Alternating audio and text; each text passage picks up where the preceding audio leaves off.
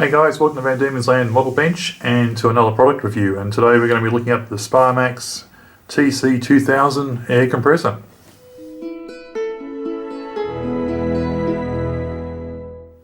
Okay, first a bit of history. I was looking to replace my original compressor, which I have here. This one here, which is a I don't know, Chinese brand air compressor. They're fairly common type of compressor. You can buy them on eBay, places like that, for about 120 Australian. And I've had it for about 4 years and it's done a reasonable job, but it was getting a little bit noisy, and I just had a suspicion I could probably get a bit better control out of the airbrush if I had a better quality compressor. The other reason I sort of was thinking about replacing this was because this is a fairly common scenario. This one's actually got an air tank underneath it, which in theory means that our compressor can build up the air pressure in the tank, and then your hose is attached to here, so you get a more consistent air supply, and that should hopefully give you a better quality finish with your airbrush.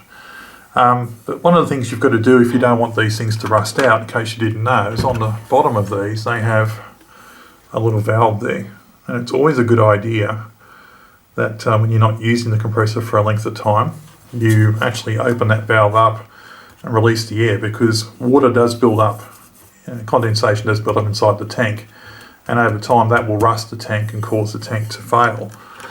So after every session I would have to tip this thing over and then open up that valve, let the air out. The other thing I found a bit frustrating at times was that, like a lot of compressors, the actual air pressure gauge is actually mounted to a water trap, which in turn is mounted to the body of the compressor itself. And that means that if you want to see what the air pressure is set to, you actually have to reach over or lean down or wherever you happen to have the compressor to see the gauge, which sometimes can be difficult. I typically used to have this compressor on the ground, on the floor, because although it's got the sort of soft suction type feet, in truth, if you run this on a table or a bench or something, over time it will actually move from the vibration of the motor operating. So that wasn't ideal. So I'd have it on the floor, which meant every time I wanted to see what the pressure was, I'd have to lean down and look at it, and then obviously then lean down to operate the control here to adjust the valve and the air pressure. So while it did the job, and it still does work, I was sort of getting a little bit frustrated with it and was looking for something perhaps that might be a little bit better quality and get around some of these things I found a bit annoying. I even looked at the possibility of running a hose to another moisture trap and another air pressure valve, dial somewhere else that would allow me to actually see it more easily. The Sparmax that I bought solves a few of these problems for us. So let's first of all start off by just looking at the compressor itself. Okay, so here's the new compressor for comparison. First thing that's immediately obvious is this particular model has no tank. So you're just getting the air directly from within the baffle here with the motor. This is also a twin motor design, as you can see at the top here as well, which is a bit unusual. They are around, but they're not as common as a single motor. This one puts out about 60 psi at a sustained rate. It's intended only to be used for short-term use, because obviously you've got the motors going continuously while you're spraying. But for modelling that's fine, because we typically run around 20 psi or so. So 60 is well and truly above what we'd need to drive even a large airbrush for our hobby. The on-off switch is mounted on the side here. You'll notice one thing that's noticeable by its omission is there is no gauge and there is no moisture trap or anything like that, which you'd normally typically expect to be attached to the compressor over here. And this is one of the reasons why I particularly like this model. Now the twin motors do help to give a more even air pressure out of a compressor like this that doesn't have an air tank. And I've read online that people are claiming these also have a little bit longer lifespan, longevity, because the motors aren't working as hard to keep the pressure up because you've got two doing the job instead of one. Not so sure about that, whether that's going to make a huge difference to the life of the compressor, but some people are saying they've had models like this for about 10 years or so. So that's pretty good given that this is a dry lubricant compressor. There's no oil in it as such. There's no serviceable parts in it. Basically, you run it and one day it will eventually fail, like all these sort of compressors do. But basically, it's pretty good. The other claim that this particular compressor made was it was a bit quieter than some of the other models out there, and we'll test that against my other compressor in a little bit. But that's the general unit. So you might be wondering, okay, where's the pressure gauge and where is the actual moisture trap? So let's have a look at that. Okay, so this is part of the bench where I do my spray painting now, and if I just move the camera a little bit, we can see the secret is here. You can actually see that the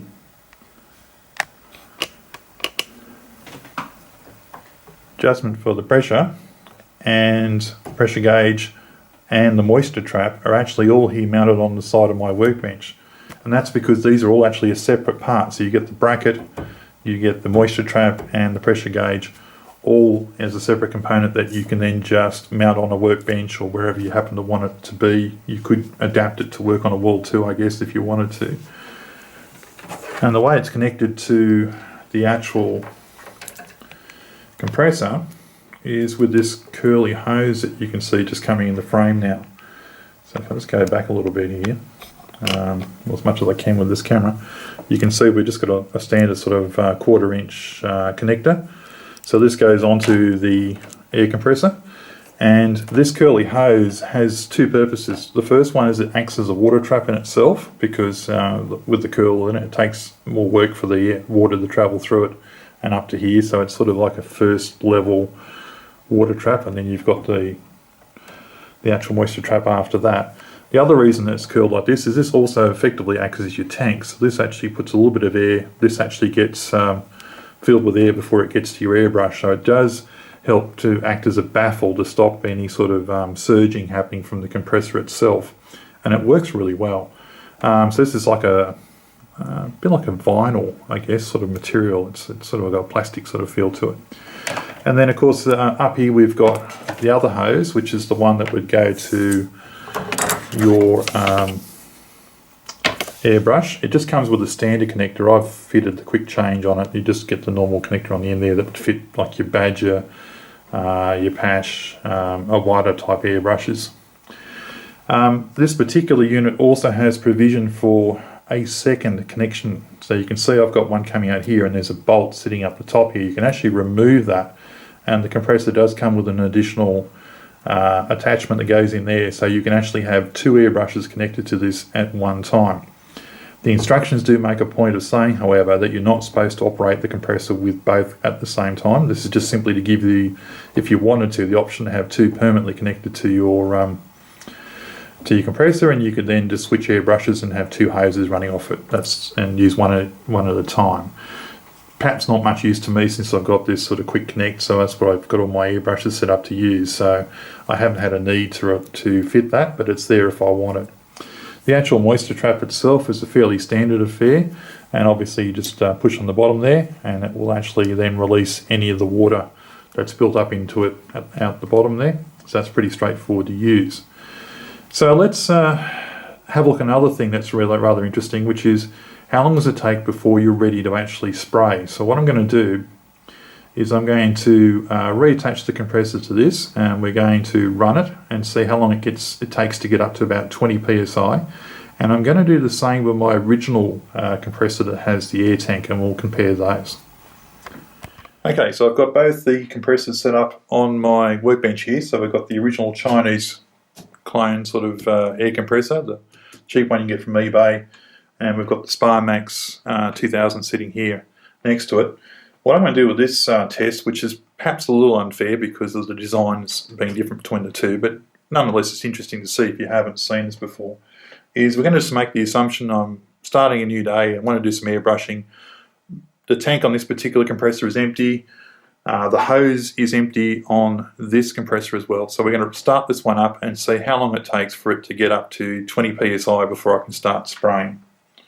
So I've got my phone here, and I'm just going to use a timer app on here to try and track roughly how long it takes. Okay, here we go.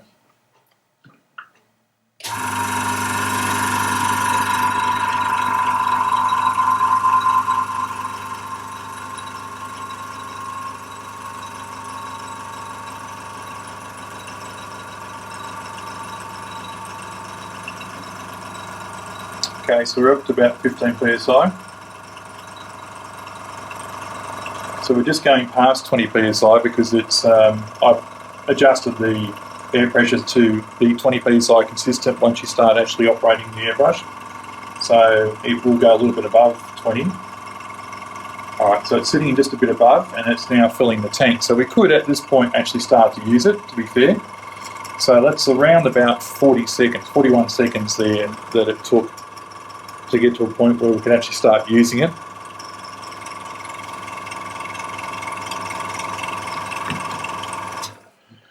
Okay, so let's go across to our new compressor and see how long it will take before we can start using the airbrush at 20 psi.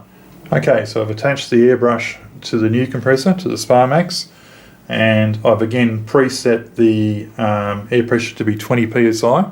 So let's see how long it takes for this one to get there. So we'll just get our timer ready.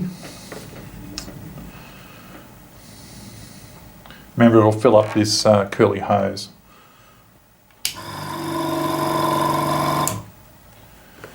So a little bit around, well, I was a bit slow starting it, so I'd say it was around 2 seconds it took before we're up to 20 psi and ready to start spraying. You'll notice the machine also turns itself off as soon as it gets to the pressure you want. So I can start spraying and then it will just top up that hose.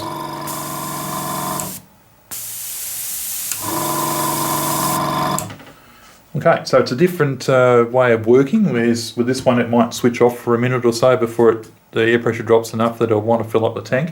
With this particular model, you'll hear that compressor just cutting in and out as you operate it. Alright, one other factor that might be of interest is just what's the noise levels like between these two compressors.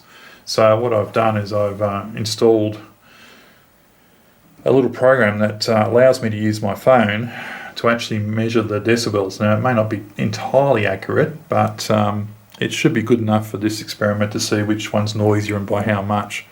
So since we've got the Sparmax already connected up, let's go ahead and run that for a little bit. So I'm just going to first of all drain the hose completely, and then we will go ahead and start the compressor up like we just did a few moments ago and see what happens. So I've just drained all the air out of it.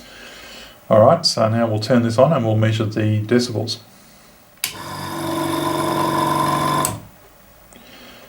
So it was sitting around 68 decibels when it filled up the tank there. So let's switch the airbrush across to the other compressor, the original one, the Chinese one, and see what sort of noise levels we get with that. Okay, so we've now switched compressors, so we'll turn this one on and we'll see what sort of noise levels we get.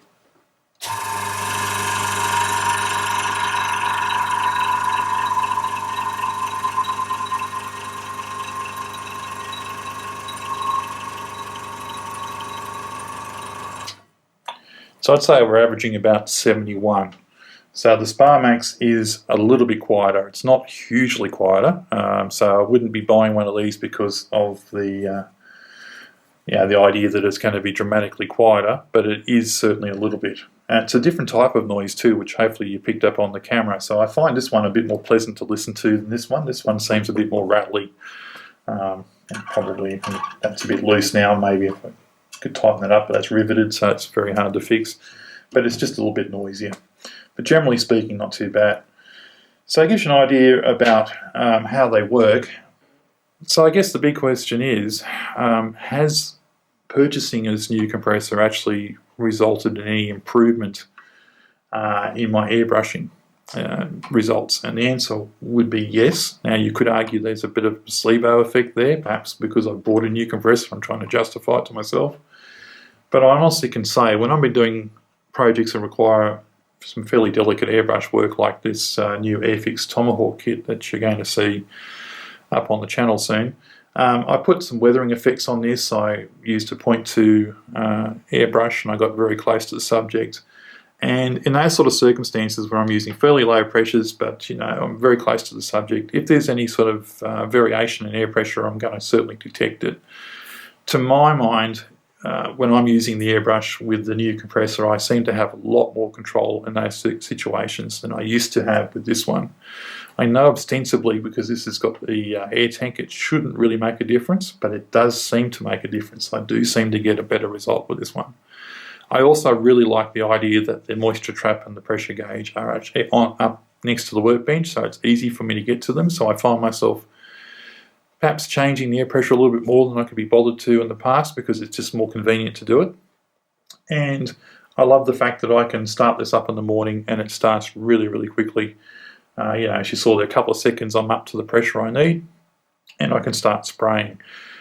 Equally, end of the day, it's easy just to clear out the line, because I just simply switch it off, use the moisture trap to release any of the water out, and within a few seconds the line is empty, and it's done. And next time I want to use it, I've got that 2-second delay, and I'm back in business again. So overall, I've been really impressed with this particular unit, so much so that I don't feel any need to go back to a tank at all. I think there's more hassle involved in that than really necessary for sort of work that we do with modelling. This wasn't a particularly cheap compressor. I ended up buying this on sale from a art supply store in Melbourne in Australia, so I got it for $300 Australian. I think its retail was probably closer to $400, but they'd had this one in stock for a while. The actual manufacturing date on this is 2013. As I'm recording this, it's 2019, so it had been sitting around in storage for quite some time. That didn't seem to have affected its performance at all. It works just fantastic. And it came with a 12-month warranty as well. Now, I know Sparmax have manufactured these for other companies, so they have rebranded them. So if you have a look around, you may very well find this compressor sold under another brand, perhaps a little bit cheaper. So it might be worth looking around for that. But overall, I like this twin engine design without the tank. I think this is absolutely fantastic. In fact, so much so that inevitably at some point in the future, when this does fail, because these particular kind of designs, these sort of dry lubricant compressors will eventually fail. When it does, I wouldn't hesitate to buy another one the same as it, if I can find one, because I just really, really like the fact that this one is giving me great results with the airbrush. It's very quick to start up. I find the noise it makes is just like a lower register. It just is less annoying to me than this. It did take a little bit getting used to the fact that this compressor switches itself on and off all the time. So for the first couple of spray jobs, that was a little bit different, because this one would be quiet for a minute or two until the pressure in the tank had dropped enough. But once I got used to that, the way this one operated, and I got confident more to the point that it was giving me consistently good air pressure, I've absolutely loved it, and I really, really can highly, highly recommend this if you're looking for a good quality compressor. Sparmax, by the way, make a lot of other brands. Iwata, for example, most of the compressors, I believe, that are sold by Iwata and branded Iwata are actually Sparmax. So they're well known in this hobby for the quality of their compressors. Again, this model was the TC, it was 2000, wasn't it? Yep. Yeah, this is the TC-2000. Fantastic compressor, so if you're looking to upgrade or just to buy your first compressor and you want to get into the hobby seriously, really can highly recommend this compressor. Anyway, I just thought you might find it interesting to see what I've been using and a new tool I've got on the workbench. And yeah, thanks for watching, and we'll catch you on the next video.